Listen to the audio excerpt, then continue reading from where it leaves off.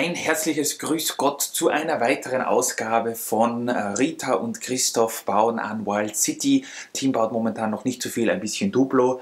Ja, was haben wir heute vor? Ein paar von euch haben sich sicher gedacht oder sogar geschrieben in den Kommentaren, was, jetzt erweitern die beiden schon wieder ihre Stadt. Wie ihr wisst, haben wir ja dort hinten, schaut euch das an, ich glaube, das war das 6000 Abonnenten Spezial, vielen Dank nochmal dafür. Da haben wir die Stadt nochmal erweitert um ein paar Platten, damit wir mehr Platz haben hier, um uns ein bisschen entfalten zu können. Wir kümmern uns jetzt aber nicht nur um diese neuen Platten, sondern wir arbeiten natürlich nach wie vor akribisch an Wild City weiter. Und da sind es oft die Kleinigkeiten, die viel ausmachen, die man oft auf den ersten Blick nicht sieht, aber die dieses Gesamtbild hier zu etwas ganz toll machen. Wir haben jetzt viel Zeit investiert in so kleine Arbeiten, die man, wie gesagt, vielleicht auf den ersten Blick nicht sieht, aber dennoch möchte ich es euch gerne zeigen, was wir hier gemacht haben. Ich glaube, Rita macht auch noch ein Video und zeigt euch, was sie speziell mit den Figuren gemacht hat.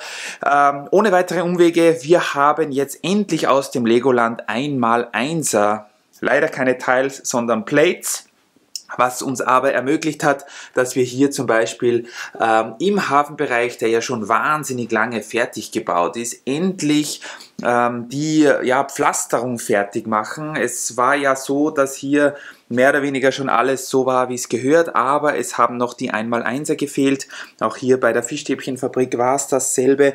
Die haben wir jetzt endlich eingebaut. Es sind zwar, wie gesagt, leider keine Tiles, weil es die nicht gegeben hat, schon das zweite Mal in Folge, aber mit Plates war es auch kein Problem. Dann sieht es halt ein bisschen so aus, als liegt hier ein Schotter oder ein Stein und man kann natürlich auch Figuren platzieren auf diesen 1x1 Plates. Das heißt, das haben wir gemacht beim Hafen. Der sieht jetzt auch gleich viel, wie soll ich sagen, viel nicht moderner aus, aber es ist um einiges ein ruhigeres Bild, als wenn immer wieder hier bunte 1x1 Löcher drinnen sind. Hier seht ihr es zum Beispiel noch, wie das ausgesehen hat, denn dort bei dieser Burgerbar habe ich das noch nicht gemacht, weil ich dort noch nicht hingekommen bin.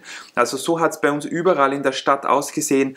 Es waren überall noch so 1x1er, die keine Plates oder Tiles, wären uns eigentlich lieber gewesen, drinnen gehabt haben. Nichtsdestotrotz, das ist jetzt mal erledigt worden beim Hafen, was uns sehr freut, denn der gehört schon längere Zeit mal fertiggestellt.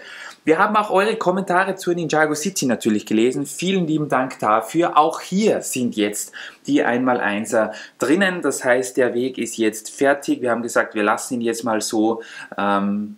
Sieht auf jeden Fall ganz cool aus. Was ich noch gemacht habe, ich glaube, das war nach dem Video, wenn ich mich nicht täusche.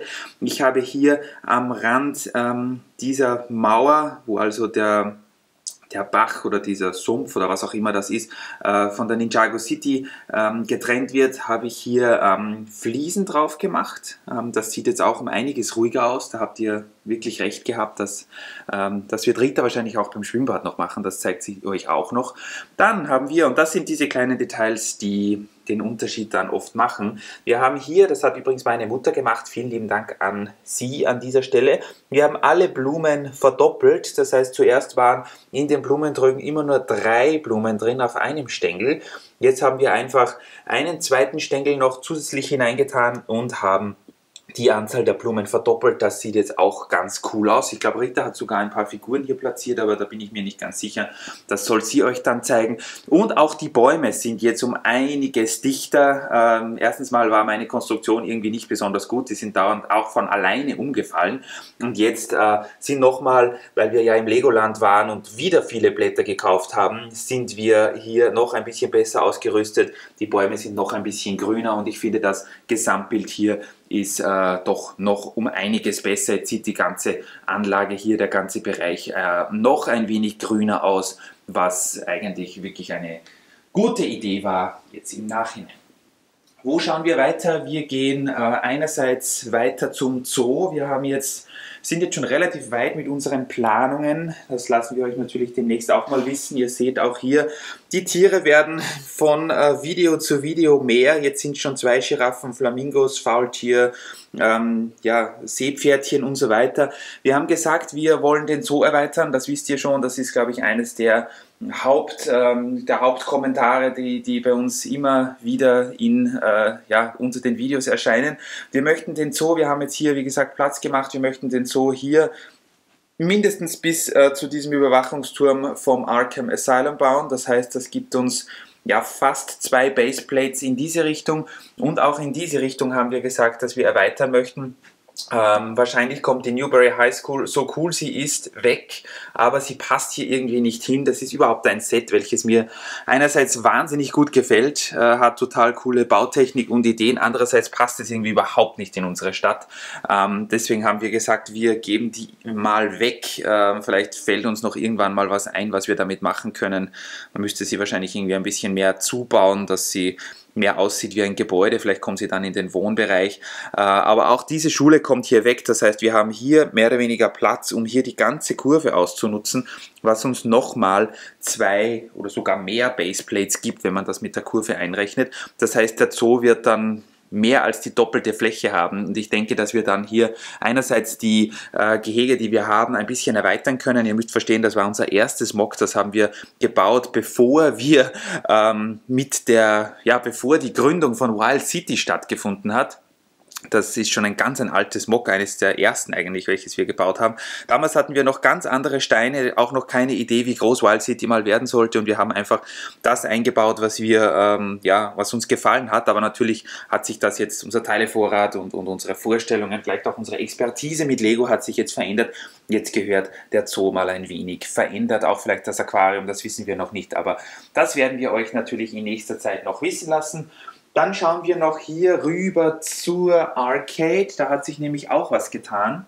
Übrigens, falls ihr das noch nicht gesehen habt, wir haben jetzt hier Tische aufgestellt, leider 2 Bretter fehlen uns noch, die werden wir jetzt mal schauen, ob wir die von irgendeinem Baumarkt organisieren können. Auch so Klappböcke haben wir momentan noch ein bisschen zu wenig, aber der Plan ist eben, dass wir hier die Tischplatten hier bis zu, eigentlich der Amazon Alexa, dass man hier noch ganz gemütlich durchgehen kann, rüberziehen, dann haben wir hier nochmal ein paar Quadratmeter für irgendwelche Sachen. Ihr seht, ganz hinten steht Ritas Frozen Castle schon, weiter haben wir da noch nicht gebaut, aber wird es bestimmt demnächst werden. Ich habe mich jetzt gestern Abend mit der Arcade beschäftigt, nicht mit der Arcade selbst, da wir leider die Sandblue Teile noch nicht bekommen haben. Werden wir aber auch demnächst bestellen, und dann wird auch der 2. Stock hier mal verschönert. Ihr habt uns ja so viele tolle Vorschläge geschickt. Da müssen wir natürlich wieder mal ran, und auch das Soundmodul muss natürlich wieder mal in Betrieb genommen werden. Das machen wir dann. Was ist hier neu? Einerseits habe ich hier ebenso, genauso wie in vielen anderen Orten der Stadt, wo man es gar nicht denkt, diese Gehsteige komplettiert. Hier haben zum Beispiel auch noch 1x2er gefehlt, es haben hier die Kurven noch gefehlt. Also wahnsinnig viel Kleinarbeit, die Stunden dauert, hier reingesteckt. Ich habe hier so eine kleine, ich habe zuerst überlegt, ob wir hier einen Parkplatz für ein Rettungsauto machen. Dann habe ich mir gedacht, nein, Parkplätze haben wir schon genug. Hier so ein kleiner Springbrunnen mit 2 Bänken, wo die Leute, die auf ihren Termin im Krankenhaus warten, sich ein bisschen hinsetzen und entspannen können. Dann hier so gelbe Markierungen, die sehen aus wie ein B oder wie eine 8, dass sich hier niemand mit dem Auto hinstellen darf, weil das hier natürlich wichtig ist, dass hier die Leute, die einen Notfall haben, schnell ins Krankenhaus reinkommen, das ist ganz wichtig. Dann habe ich hier, und das werden wir jetzt auch öfter machen, einerseits verdeckt das ein bisschen diesen offenen Eingang vom Krankenhaus, andererseits sieht das eigentlich, hoppala, jetzt ist das nicht komplett, ganz nett aus. Wir werden hier jetzt, wir haben nämlich so viele bedruckte Fliesen, wir werden hier jetzt demnächst viele Werbetafeln in Wild City platzieren. Wenn die Kamera scharf stellt, kann ich euch das auch im Detail zeigen. Aha, so jetzt wird's. Wir haben hier also, natürlich die Super Brick Brothers, die fast überall vertreten sind in unserer Stadt. Grüße gehen raus. Es wird noch immer jemand gesucht. Eine Halloween-Party im Gruselpark findet demnächst statt. Eine 90s-Party in der Rooftop-Bar des Wolkenkratzers. Und ich glaube, da hat sich Rita gedacht, dass das von irgendeinem Geschäft ist, so irgendein Friseur oder sowas. Das heißt, hier können die Leute, wenn sie hier vorbeigehen oder wenn sie hier warten, können sie die Werbetafel anschauen. Sowas werden wir jetzt öfter machen. Natürlich fliegt da wieder alles um. Dieser Platz, ihr könnt euch das schon mal anschauen, ist auch neu. Ich bin wieder zurück hier mit dem Platz vor der Arcade. Wir haben jetzt hier einerseits diesen Vorplatz, der noch nicht ganz fertig ist, 4 Palmen und so ein kleiner Springbrunnen. Ich habe Rita gesagt, vielleicht wäre es eine gute Idee, wenn wir hier so eine kleine Breakdancer-Gruppe hier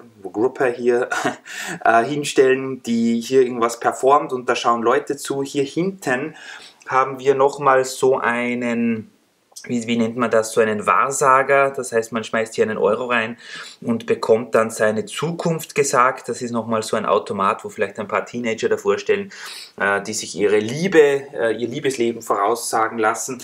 Und hier hinten, wie gesagt, die 3 Kiddie Rides, angelehnt an die Classic-Serien von Lego, eben schon Classic Space. Und dieses Aquazone, wenn ich mich nicht täusche. Ich habe hier ein bisschen den Boden auch thematisch gefliest, weil ich mir gedacht habe, sonst ist das irgendwie so trist, wenn das nur grau ist. Das heißt, jedes Fahrzeug steht jetzt auf gefliestem Boden, der mehr oder weniger seiner Farbe entspricht. Und das sieht eigentlich ganz nett aus. Rita gefällt es auch. Ich weiß nicht, was ihr davon haltet. Noch ein Shot hier von unten aus der Minifigurenperspektive. Das sieht eigentlich ganz cool aus, finde ich. Ja, und wir werden natürlich hier den Platz hier weiter noch fließen und uns noch was einfallen lassen. Irgendwie das Rathaus ist auch so ein Set, das irgendwie überhaupt nirgends dazu passt. Aber ja, da werden wir uns auch noch was damit einfallen lassen. Was kann ich euch sonst noch sagen? Die Bauarbeiten an der Winkelgasse schreiten voran. Da wurde auch jede Menge umgebaut, das zeigt euch Rita. Ich habe ein bisschen bei der Pirate Bay weitergebaut, da sind mir jetzt aber die Wasserfliesen wieder ausgegangen, da zeige ich euch auch was, wenn es wieder was gibt. Hier im Winterdorf gibt es natürlich nichts momentan im Sommer, interessiert das niemanden, aber das wird auch noch kommen. Hier beim Zugdepot habe ich ein paar neue Waggons aufgestellt, hier zum Beispiel diesen hier, wenn ihr den kennt, vom 9 Volt. Spezial, hier hat sich ein bisschen was getan, so Kleinigkeiten. Hier werden wir auch demnächst mal ein paar Neuerungen sehen. Ich habe ein paar Ideen, was wir hier machen können. Zwischen den Gleisen noch so ein bisschen Schotter, dass hier die Autos nicht nur auf der Bodenplatte fahren, sondern dass das hier ein bisschen interessanter wird. Ja, hier ist Ritas Domäne. Übrigens habe ich eine Uhr gefunden, eine Lego-Uhr. Total cool, von der UFO-Serie. Vielleicht habt ihr die schon mal gesehen, die steht jetzt schon länger hier.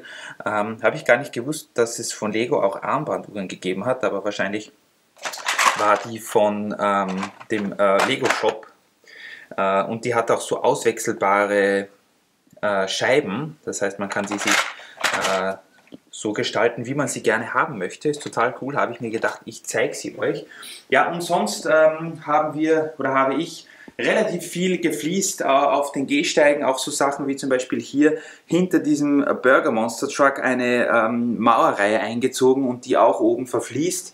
Das ist auch neu, hier ist es vorher noch steil nach unten gegangen. Hier beim Park und bei der Baustelle, einerseits beim Park waren auch noch immer Gehsteige, die nicht verfließt waren, gescheit oder geplatet.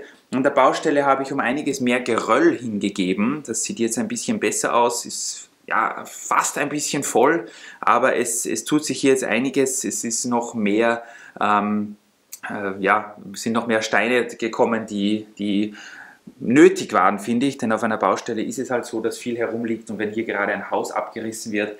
Und ja, auch hier zum Beispiel, man kommt in unsere Wild City herein und es waren hier zum Beispiel noch Gehsteige, die noch nicht verfließt waren, ob ihr es glaubt oder nicht. Ein Ort, an dem man so oft vorbeigeht und hier waren noch immer Orte, die nicht anständig verfließt waren. Das haben wir jetzt nachgeholt, auch zum Beispiel hier direkt am Eingang bei unserem Filmstudio war diese Ecke hier noch nicht schön gemacht. Das hat daran gelegen, dass wir natürlich auch keine hellgrauen Fliesen hier für den Abschluss gehabt haben. Aber ich habe das jetzt alles nachgeholt, auch zum Teil alte Fliesen ausgewechselt. Wir hatten ein paar alte Grautöne, die schon sehr alt waren. Also die waren schon, ja, das hat schon nicht mehr mit vergilbt zu tun, die waren schon mehr braun als grau. Die habe ich ausgetauscht, dass es ein bisschen netter aussieht und dafür werden wir die grauen, diese alten dann irgendwo hingeben, wo es nichts ausmacht. Ja, so viel dazu, ein paar Kleinigkeiten. Ich hoffe, die Neuheiten gefallen euch. Rita wird auch demnächst ein Video machen, wo sie zeigt, was sie so gemacht hat in den letzten Tagen, muss man sagen. Es sind ja immer mehrere Tage, die wir arbeiten, bis wir so ein Video zusammenbekommen. Und ja, dann zeigt sie euch bestimmt auch, was sie beim Schwimmbad gemacht hat und Hogwarts. Und es gibt ein paar andere Neuheiten. Wir haben jetzt nicht nur diese Platten da hinten, wo wir gerade am Erweitern sind, sondern ich zeige euch das, ich habe das gefunden. Und zwar haben wir hier unterm Fenster noch so einen kleinen Dachboden, wo relativ viel Krimskrams ist. Aber da habe ich noch vom, ja, das sind eigentlich von unserem Balkon, von unserer Terrasse, solche Dielen gefunden. Die sind 5 Meter lang. Relativ stabiles Holz, welches sich nicht leicht durchbiegt, und da wird es demnächst auch ein Update geben. Da sind wir gerade ein bisschen am Vermessen und Planen. Also es bleibt auf jeden Fall spannend. Danke fürs Einschalten, liebe Freunde. Freut uns immer sehr, wenn ihr dabei seid. Und ich würde sagen, ihr lasst hoffentlich auch bald wieder mal einen Zug fahren. Baut was Schönes, lasst es euch gut gehen und bis demnächst.